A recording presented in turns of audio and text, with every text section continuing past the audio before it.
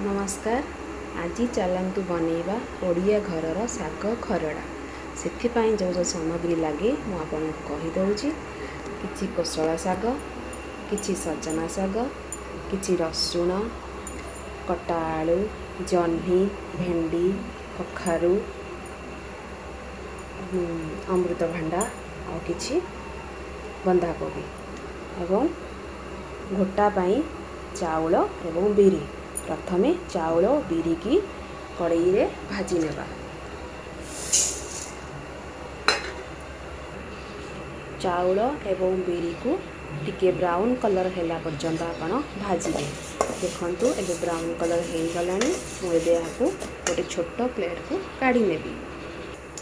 सही कड़ाई रे किछि तेल, सोरिष एवं सुखिला लंका को फुटण पाई छाड़ीदबा।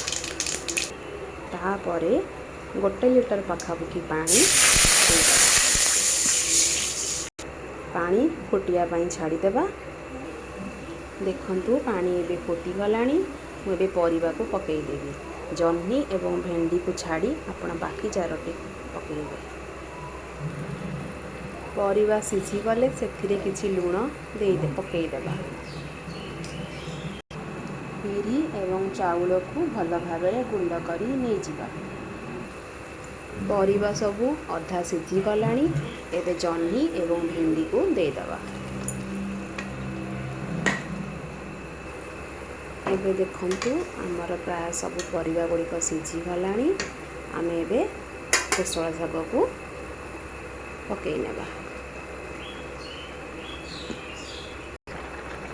परिबा एवं शाग सिझी गले कटा होई रखिथिबा सजना शाग को सेथिरे पकई नेबा। एबे आमे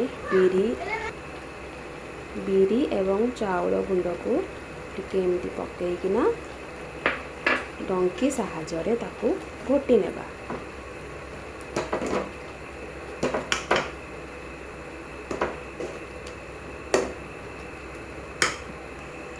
ता ऊपर किछि छेचा रसुण को पकई नेबा।